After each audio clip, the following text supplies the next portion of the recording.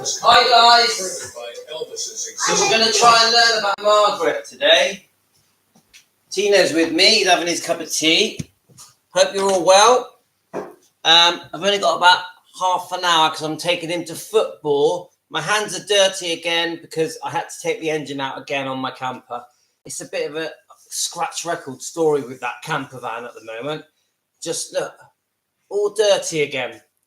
But I'm having a break and I'm going to go through a few bits. So my name's Louis, I'm 56, 57 in July. I'm a lifelong Elvis fan, and if you're joining me for the first time, thank you, I appreciate it. I love talking about anything Elvis and anything related to Elvis, and I've loved Elvis since I was 4, and Elvis is always going to be in my heart, always, no matter what my videos say, no matter what my opinions are with anything, whether it's Memphis Mafia or Priscilla, Elvis is always number one with me. Just thought you'd know that, guys. I'm having a cup of tea with you, and I want to learn with you guys about Anne Margaret. Now, I'll be honest with you, other than the fact that she's a singer and actress and beautiful, and that Elvis had an affair with her, I don't really know anything about Anne Margaret. I know she was Swedish. I know she was 22 when they met, and that she did 4 movies with Elvis. So all I'm going to do is just flick through my Google posts and just see what comes up. But I will just say this to you, that my subscribers and the fans that watch my channel, many of them really like Anne Margaret. They also think that Elvis should have married her. It just wasn't meant to be, and she just comes across as a lovely human being. She never runs Elvis down. When you listen to interviews, she always speaks highly of Elvis, and I really do believe that they were in love and that she truly loved Elvis. And if things had gone right, I think she ultimately would have probably married him, which I think pleases many fans. So the standout comments I get about Anne Margaret, Tina, just quite a minute. The standout comments I get about Anne Margaret is that she was the female Elvis Presley, and she had an amazing career. Her career started very young. I think she originally started dancing, and it was very obvious that she was very talented straight away from a very young age. And her and Elvis really did spark off each other. They had amazing chemistry on so many levels. And Elvis was smitten with Anne Margaret instantly. And they got on very, very well. And this is just the bits I know from reading comments and from videos I've watched. I have watched a few interviews with Anne Margaret and some high-profile ones with Larry King. So I just think she's a great human being. She's still alive now, and she's in her 80s. She's won loads of awards. So let's just have a little look at a couple of things I've seen. Right, so are we ready? Remember, we're going to learn about Anne Margaret together. We haven't got long. So Elvis Presley co-starred with Anne Margaret. The chemistry between the actors was electric. However, their infatuation with each other didn't sit well with Elvis's girlfriend, Priscilla Bulow, who remained at his Grayson home while he filmed in California. She was so angered by the affair that she once threw a vase at the king of rock and roll. And I think on the Priscilla film, Sofia Coppola's film, it does sort of hint at the Anne Margaret affair, because she basically argues with him and then he argues back. So Anne Margaret and Elvis in a scene still from Viva Las Vegas. Right, that's just the picture. Let's have a look. So let's see if we can get some more info. Anne Margaret, let's have a look. Anne Margaret and Elvis first met on the Viva Las Vegas set. Elvis was 28 years old and she was 22, and she was just taking off, so she was becoming very famous. says here that her career was starting to explode. Let's have a look. Why did Anne Margaret stop seeing Elvis? And Margaret explained that her loving relationship with Elvis Presley ultimately ended because of forces out of her control. She wrote, "There were other factors in Elvis's life that forced him apart from me. And I understood Elvis had always been honest with me, but still it was a confusing situation." That's well put. Right. Anne Margaret, born April the 28th, 1941, is Swedish-American actress and singer. She has won 5 Golden Globe Awards and been nominated for 2 Academy Awards, 2 Grammy Awards. She also has a Screen Actors Guild Award and 6 Emmy Awards, winning in 2010 for a guest role in Law and Order Special Victims Unit. She's done amazing, hasn't she? That's her in 1960. She really has done well, hasn't she? She's had an amazing career. I think she's had some highs and some lows. Right, I'm just going to start reading from this and just see what comes up. First of all, there's a section here just showing all the different films she made, just a range of them. I wonder if you'll recognize any of the titles. There is Pocket Full of Miracles in 1961, State Fair in 1962, Bye Bye Birdie in 1963. I think a lot of you have heard of that one. Viva Las Vegas, which is basically how they fell in love. The Cincinnati Kid, 1965. Carnal Knowledge, 1971. The Train Robbers, 1973. Tommy, I didn't know she was in Tommy. I didn't know that. I'm going to have to revisit Tommy because I liked that film when I was a kid. In 1975, Magic in 1978, The Villain, 1979. Do you recognize any of these guys? The Return of the Soldier, 1982. Who Will Love My Children, 1983.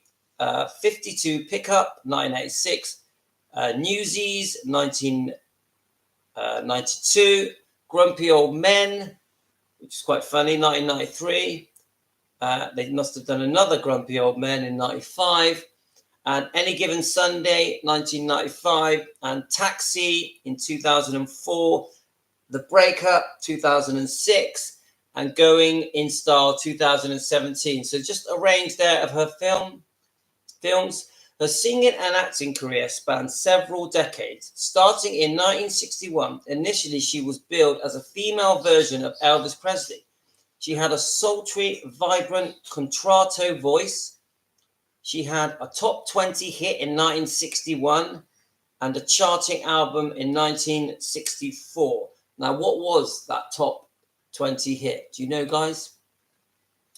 And she scored a disco hit in 1979. She recorded a critically acclaimed gospel album.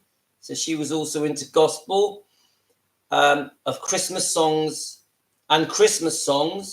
in 2004. In April 2023, she released her first rock album, Born to Be Wild. I didn't even know that. Now, this is part of her early life. So Anne Margret Olsen was born in Valsjöbyn, Sweden, the daughter of Anne Regina and Carl Gustav, a native of Ormskolsklip. I can't read this.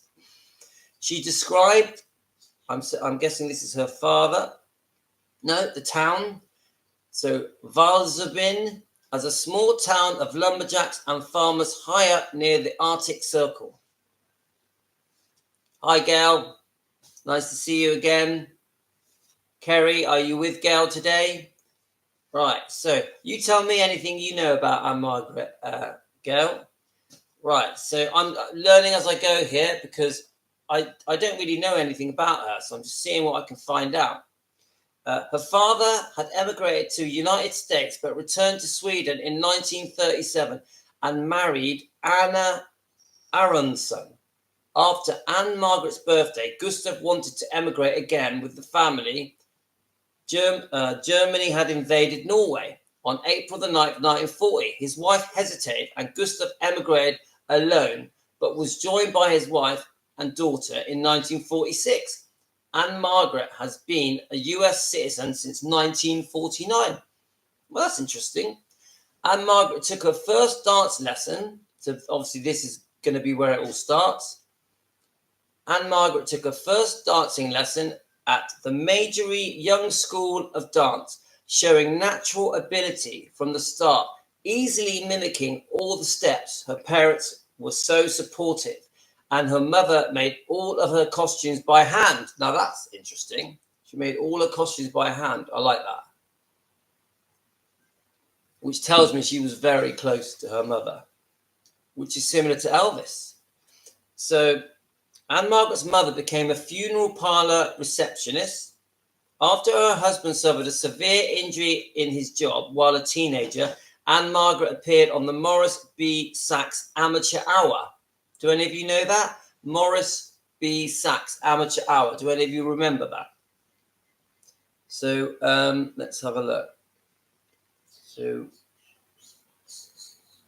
let's keep going. She was part of a group known as the Subtle Tones, which went to the Dunes Hotel and Casino in Las Vegas, which also headlined Tony Bennett and Al Hirt at the time. George Burns heard of the performance. You know, I heard this, that George Burns helped discover her. And she auditioned for his annual holiday show, for which she and Burns performed a soft shoe routine. Didn't know that. The movie Bye Bye Birdie was a movie made about Elvis. All right, I didn't know that. I'll have to look into that, Gail. That's interesting. So she did a soft shoe routine, proclaimed that George Burns had a gold mine in Anne Margret. She has a definite style of her own, which can easily guide her to star status. I agree with that. Well, that's a really nice picture of her. I mean, she was so beautiful, wasn't she? She was stunning. Right, Anne Margret began recording for RCA Victor. See, again, I didn't know she was with RCA Victor in 1961. Her first RCA Victor recording was Lost Love. Her debut album, and here she is, Anne Margret, was recorded in Hollywood and arranged and conducted by Marty Paich. Later albums were produced in Nashville with Chet Atkins on guitar. And the Jordanaires, Elvis Presley's Jordanaires, as backup singers. Didn't know that, guys. So the Jordanaires did backup singing for Anne Margret. Very interesting. The Anita Kerr singers with liners, notes, and mental George Burns. She had a sexy, throaty, contralto singing voice. RCA Victor attempted to capitalize on the female Elvis comparison by having her record a version of Heartbreak Hotel. I'm learning every few seconds here, guys. So she actually did Heartbreak Hotel. I'm going to look that up on YouTube, see if I can find that. And the songs, stylistically similar to Presley's. She scored a minor success with I Just Don't Understand from her record LP, which entered the Billboard charts in the top 40, August 1961, and stayed 6 weeks, peaking at number 17. The song was later performed by the Beatles. I didn't know that. So the Beatles performed one of Anne Margret's songs, and it was called I Just Don't Understand. I'm not sure what that song is. I'll have to look that up. In 1962, Anne Margret was nominated for a Grammy Award for Best New Artist. No surprise, guys. Her only charting album was Beauty and the Beard, 1964, on which she accompanied the trumpeter Al Hirt. Other career highlights include appearing on the Jack Benny program in 1961 and singing the Bachelor in Paradise theme in the 34th Academy Awards. That's great. In 1962, her contract with RCA Victor ended, and in 1966 and in 1963, Life magazine mentioned that her recordings had sold in excess of 500,000 units. In the late 1970s and early 1980s, she had hits on the dance charts, the most successful being 1979's Love Rush. I don't know that song. Which peaked at number 8 on a disco dance chart. In 2001, working with Art Greenhall, she recorded the album God is Love, the Gospel Session. The album went on to earn a Grammy nomination 40 years after her first, also Dove Award nominated for Gospel Album of the Year. Her album Anne Margaret Christmas Carol Collection, also produced and arranged by Greenhall, was recorded in 2004. In 2011, saw the release of God is Love, the Gospel Session 2. So she obviously really liked her gospel stuff. Priscilla Presley changed her hair and her father hit the roof and told Elvis had to marry Priscilla. And Elvis and Anne were engaged when it hit the papers. Yeah. And I think it shows that in the Priscilla movie, doesn't it? The one from Sofia Coppola. Right, I want to try and see if we can get to some of the Elvis stuff on here. Let's keep looking. Her performance as the all-American teenager, Bye Bye Birdie, made her a major star. Its premiere on Radio City Music Hall, 16 years after her first visit to the famed theatre, was the highest first-week grossing film to date at the Music Hall Life. Life magazine put her on the cover for the second time and announced that the torrid dancing almost replaces the central heating in the theatre. Her performance earned a Golden Globe nomination for Best Actress. She was then asked to sing Baby, Won't You Please Come Home. All right, yes, and I know about this.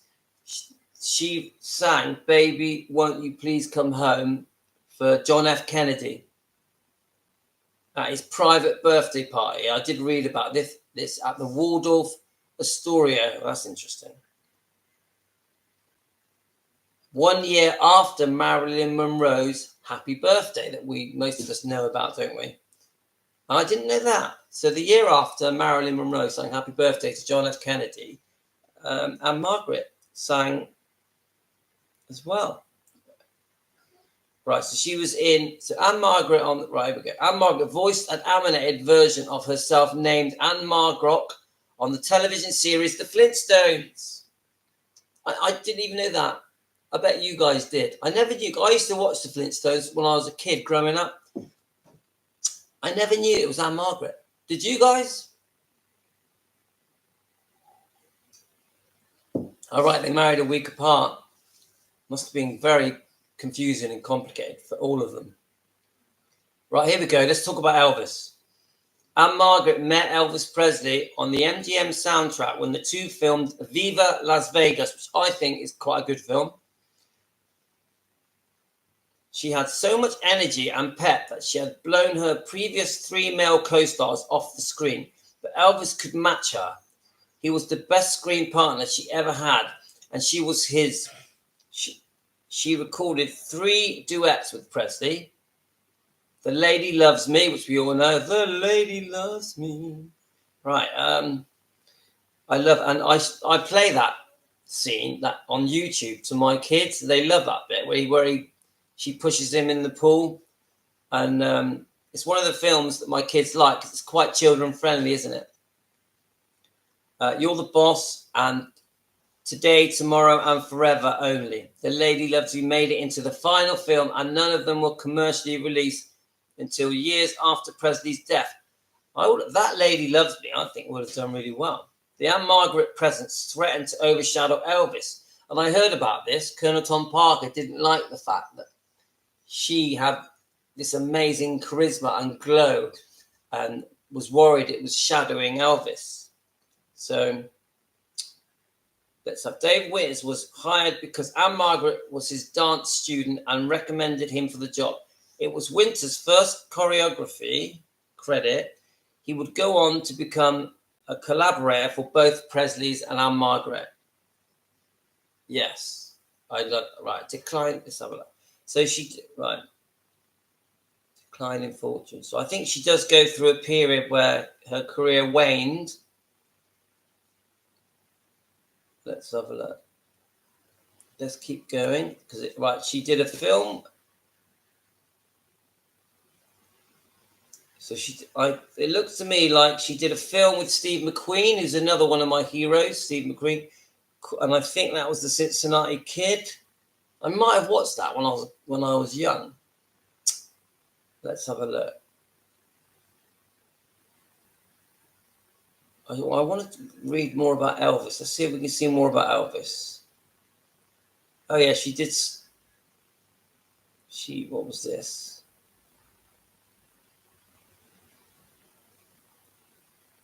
Anne Margaret ended it in 1966, featuring in a hit with Dean Martin. Another one. I love Dean Martin. I love all of the Rat Pack.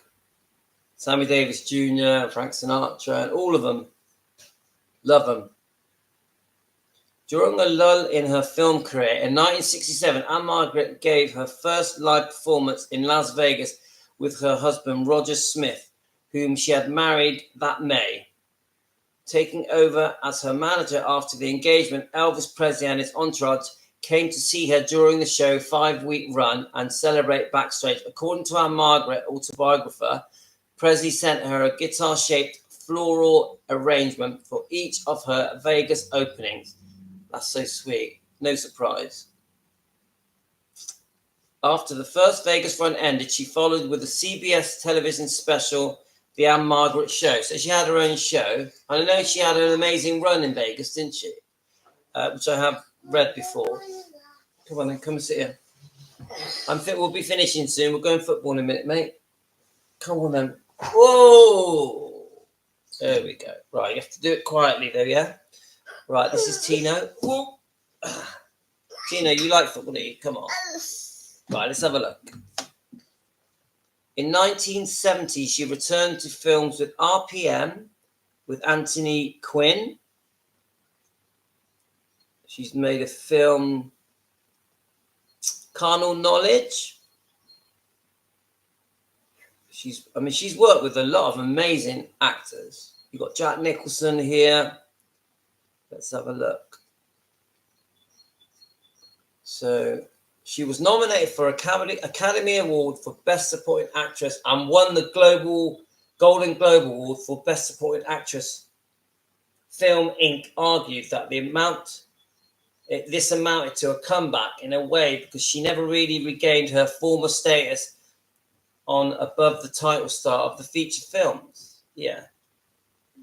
The 70s were tough times for female stars who were not Barbra Streisand. So she was a good singer, but she wasn't a great singer. Isn't that what they're saying? Right. I want to read more about, come on, give me some more Elvis information. I think I'm going to go off this. I'm going to try and find some more Elvis stuff.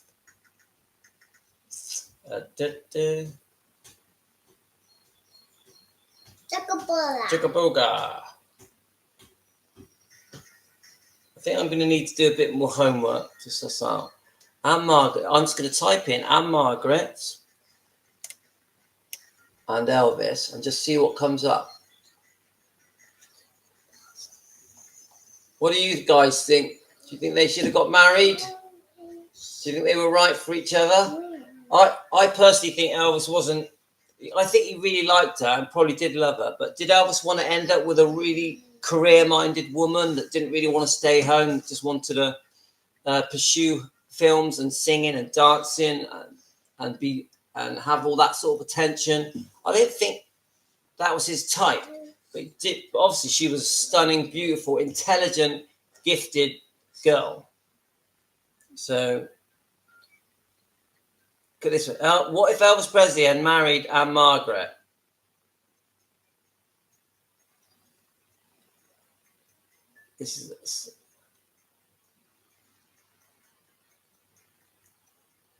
Some of Elvis's entourage believed choosing which one to marry was a difficult decision for him. I've always said it was a toss-up between Priscilla and Anne Margaret. Said cousin Billy Smith. Marty Lacker weighed in. I knew Elvis had to make a decision between them. And I thought, if I push come to shove, he would choose Anne. And according to George Klein, while everyone knew he was absolutely smitten with Priscilla and sincerely wanted to build a life around her, it was also obvious that he was honestly overwhelmed by his feelings for Anne Margaret. It really was a difficult decision for Elvis. It was made easier by the stark contrast between the choices. Priscilla was very young. Right. Yeah, so I think you'll find many interviews where the Memphis Mafia say how well Anne Margaret got on with Elvis, and that he really did hit a dilemma, didn't he, between them two. Well, I'm going to have to end it now, guys. I'm going to make this a part 1 because I want to do a lot more research. I didn't realize there's a lot here that went on between Elvis and Anne Margaret. It says here they did talk about marriage, but they also knew the love affair had to end. And like you said, a week apart from each other, Gail, they both got married in 1967. It says that here. Both were... There we go. Just 2 months after their respective weddings, Elvis attended a performance of Anne Margaret and stage show in the Riviera in Las Vegas.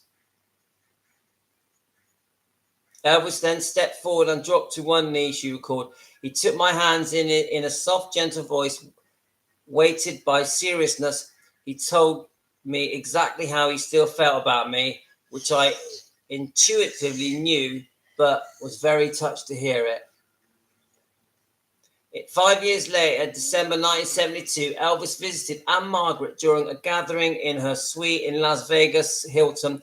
Later that night, the phone rang in her bedroom. Elvis told me how great it had been seeing me earlier. He revealed saying he was lonely. He asked if he could see me. It was a question I'd anticipated since afternoon, but hoped that he wouldn't really ask. She answered, "You know I can't." Elvis responded, "I know, I just wanted you to know that I still feel the same." It's obvious that Elvis and Anne Margaret shared a relationship of deep affection, trust, and respect that lasted until his death in 1977. But to return to the question at hand, if they had married, could it have lasted? And could she have saved Elvis? I think not. This is the opinion of the person writing this article.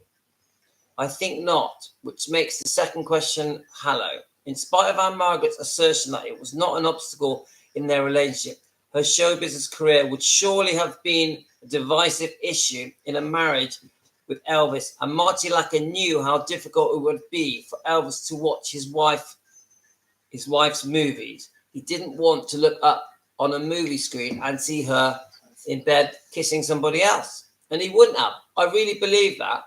I really believe that Elvis and Anne Margaret would not have worked out because she was too successful. And Elvis had this humbleness to him that wanted a girl back home in Memphis to look after the home, bring up the kids, and to not have loads of attention poured on her and be career-minded. I really believe that. So as much as I like Anne Margaret, and I completely understand why many fans think they were meant to be, I don't think they were meant to be. Okay, guys, I'm going to leave it at that. I'm going to do some more research and do a part 2. I'm going to watch some proper videos, do some proper reading. So I hope you enjoyed this. Only a short live from me. So we're going to give you a wave. All the best to you.